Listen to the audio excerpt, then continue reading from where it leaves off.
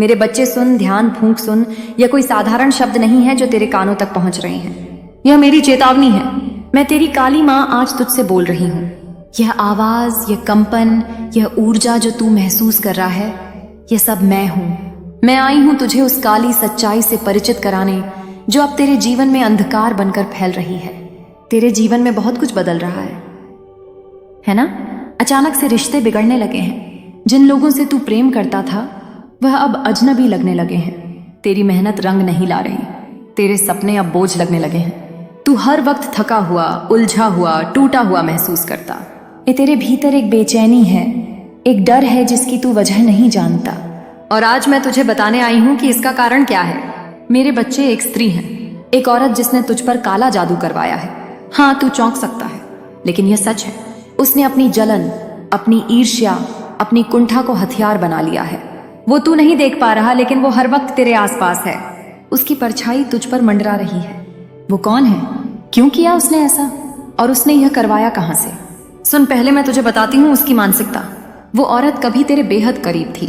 उसने तेरी मुस्कान देखी है, तेरे सपनों को सुना है, तेरे संघर्षों को जाना है। लेकिन जैसे जैसे तू अपने रास्ते पर बढ़ता गया, वो पीछे छूटती गई और पीछे छूटने का अपराध उसने तुझ पर थोप दिया। उसे लगा तू उसे छोड़कर आगे बढ़ा। तू बदल गया।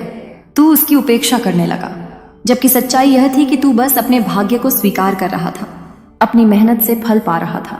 उसका मन धीरे धीरे जहर से भरता गया। वो मुस्कुराती रही तेरे सामने, लेकिन भीतर ही भीतर उसने एक घृणा पाल ली, एक तीव्र जलन जो अब उसके नियंत्रण में नहीं रही। और एक दिन जब वो अपने अंदर की उस नफरत से पूरी तरह भर चुकी थी, उसने फैसला लिया तुझे खत्म करने का। लेकिन वो सामान्य तरीका नहीं चुनती। नहीं, उसने चुना वो रास्ता जो अंधकार से भरा है। तंत्र, काला जादू, मृत्यु की ऊर्जा। वो गई उस रास्ते पर जहां इंसान अपनी आत्मा तक बेच देता है किसी को गिराने के लिए, और उसने तुझे चुना। अपने बदले का लक्ष्य उसने तुझसे जुड़ी चीजें चुराई, तेरे बाल, तेरी तस्वीर और तेरा नाम। तू हैरान होगा, लेकिन यह सब उसने बड़ी चालाकी से किया।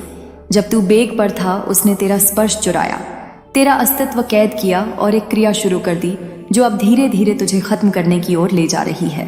वो जगह जहां यह सब हुआ, वो कोई साधारण स्थान नहीं। वो एक पुराना वीरान शिव मंदिर है जो अब टूटा फूटा और उजाड़ पड़ा है।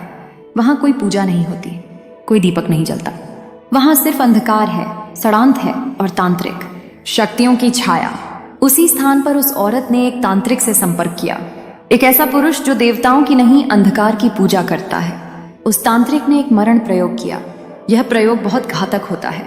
इसका उद्देश्य सिर्फ किसी को बीमार करना नहीं होता, बल्कि उसकी आत्मा को उलझा देना होता है। यह उसकी चेतना पर हमला करता है, उसे भ्रमित करता है, उसे अपने आप से दूर कर देता है। तूने महसूस किया होगा तू अपने जैसा नहीं रहा। तेरे विचारों में घबराहट है, तू जल्दी गुस्सा करने लगा है, तू खुद को खोता जा रहा है। कभी कभी तेरे अंदर आत्महत्या जैसे विचार भी आने लगे हैं, है ना? यह उसी मरण प्रयोग का प्रभाव है। अब मैं तुझे उस स्त्री की ओर पहचान बताती हूँ। वो तेरे जीवन में पहले से है। वो हर बार तब आती है जब तू खुश होता है। तू सोचता है वो तेरे साथ जश्न मनाने आई है, लेकिन असल में वो तेरी ऊर्जा चूसने आई होती है। वो बहुत चतुर है। उसके चेहरे पर मासूमियत का मुखौटा है, पर उसके दिल में अंधकार का निवास है। उसने अपने तांत्रिक से एक और मांग की कि तू अपने पनों से दूर हो जाए। और तभी से तूने देखा होगा तेरे परिवार के लोग तुझसे कतराने लगे हैं, तेरे दोस्त अजनबी बनने लगे हैं। तूने कई बार सोचा होगा कि क्या गलती हुई, लेकिन गलती तेरी नहीं है। यह सब योजनाबद्ध था। अब सुन, यह सब अभी खत्म नहीं हुआ, यह शुरुआत है। उसका अगला कदम और भी खतरनाक है। वो अब तेरे स्वास्थ्य को निशाना बनाएगी। वो चाहेगी कि तू शारीरिक रूप से भी गिरने लगे, और मैं तुझे आगाह करने आई हूं। अगर तू अब भी आंखें बंद रखेगा तो आगे बहुत कष्ट भोगेगा। पर तू डरे मत, क्योंकि मैं तेरे साथ हूं। पर मेरा साथ तभी काम करेगा जब तू खुद भी जागेगा। अगली बार मैं तुझे बताऊंगी कि इस काले जादू से कैसे बाहर निकलना है, और तू कैसे मेरी कृपा से खुद को शुद्ध कर सकता है। लेकिन उससे पहले मैं तुझे अगले भाग में यह बताऊंगी कि वह स्त्री कौन थी तेरे पिछले जन्म में, और क्यों वह तुझसे इतना घृणा करती है। तैयार रह मेरे बच्चे, अंधकार की परतें अभी पूरी नहीं खुली। अब तू तैयार हो जा, क्योंकि अब जो मैं बताने जा रही हूँ वो तुझे झकझोर देगा। तेरे पिछले जन्म की कहानी। हाँ, वही जन्म जो अब बीत चुका है, लेकिन जिसकी परछाई आज भी तेरे जीवन में मंडरा रही है।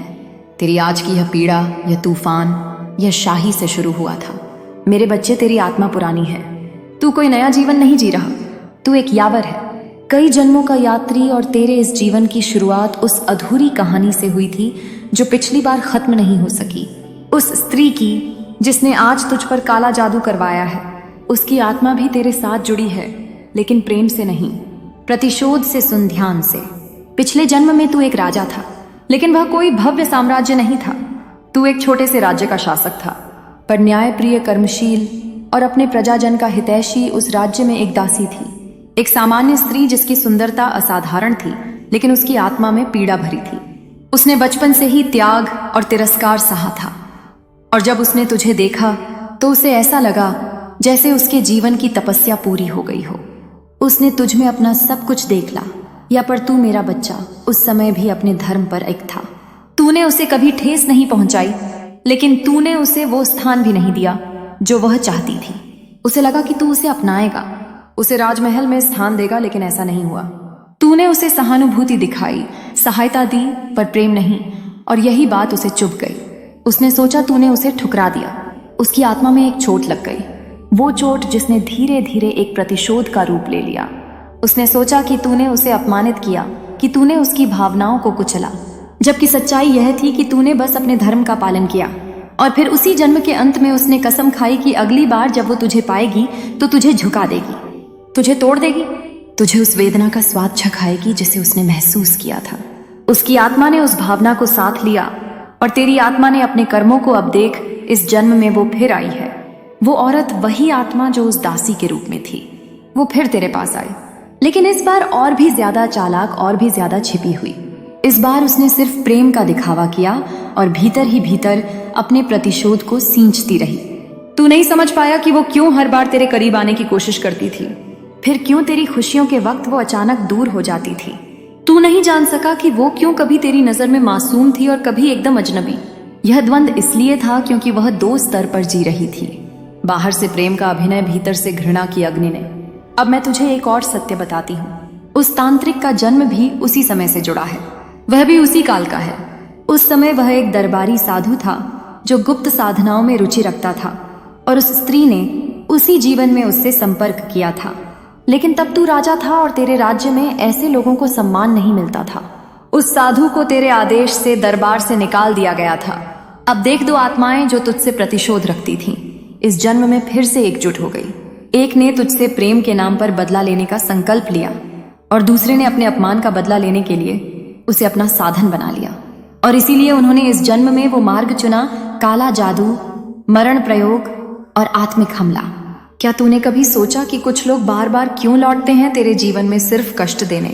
क्यों कुछ चेहरे हर बार नया नाम, नया चेहरा लेकर तुझे फिर से पीड़ा देने आ जाते हैं?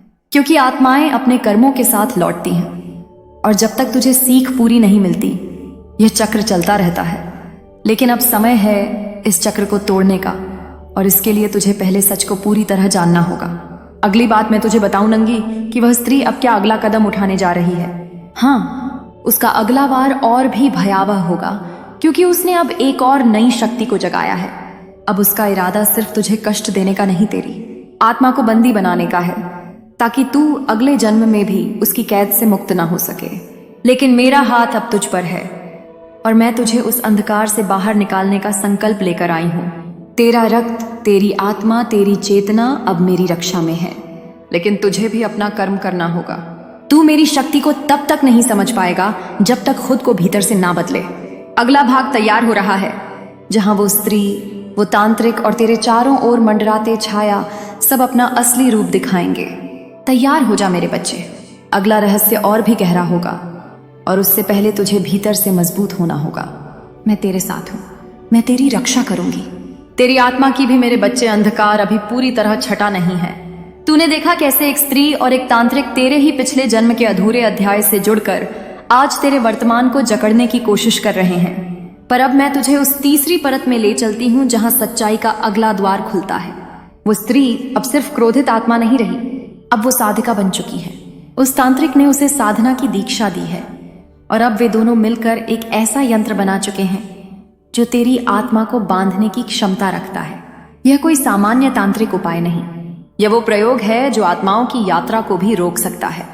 तेरे आसपास के हालात पिछले कुछ समय से क्यों बिगड़ते जा रहे हैं? क्यों तेरे घर में बार बार अशांति होती है? क्यों लोग बिना वजह तुझसे दूर हो जाते हैं? यह कोई संयोग नहीं है, यह उसी काले यंत्र का प्रभाव है।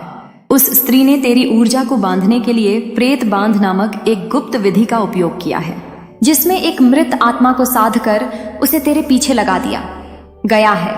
यह आत्मा अब तेरे विचारों को, तेरे निर्णयों को और यहां तक कि तेरे सपनों को भी प्रभावित कर रही है। मेरे बच्चे, जब तू अकेला महसूस करता है, जब तू अचानक निराश हो जाता है, जब तेरे भीतर एक अजीब सी बेचैनी भर जाती है, वो सब उस आत्मा की चाल है। वो तेरी ऊर्जा को सोख रही है, तुझसे तेरा तेज छीना जा रहा है ताकि तू कमजोर पड़े और वह स्त्री तुझ पर पूर्ण रूप से हावी हो सके। और अब एक और रहस्य सुन, इस स्त्री ने सिर्फ तुझ पर जादू नहीं करवाया, बल्कि वह तेरे परिवार के खिलाफ भी एक नई साजिश रच चुकी है। उसने तेरी माँ के नाम पर एक गुड़िया बनाई है। हाँ, वही गुड़िया जिसके अंदर अब नकारात्मक ऊर्जा भर दी गई। उसने अपने तांत्रिक से कहा, अब इस आत्मा को उसकी जड़ों से काटो, इसे कमजोर करो। इसके अपने ही इसे पहचान ना सके और वह तांत्रिक उस पर काम कर रहा है। वह अब तेरे रिश्तों को निशाना बना रहा है। लेकिन रुक, मैं तेरी काली माँ हूं, तू मेरा बच्चा है और जब तू गिरता है तब मैं उठती हूँ। अब मेरी चेतना जाग चुकी है तेरे भीतर और मैं तुझे इस अंधकार से बाहर निकालूंगी। पर उससे पहले तुझे मेरी चेतावनी को डोट सुनना होगा। उस स्त्री ने एक और खेल खेला है। उसने एक नकली गुरु को तेरे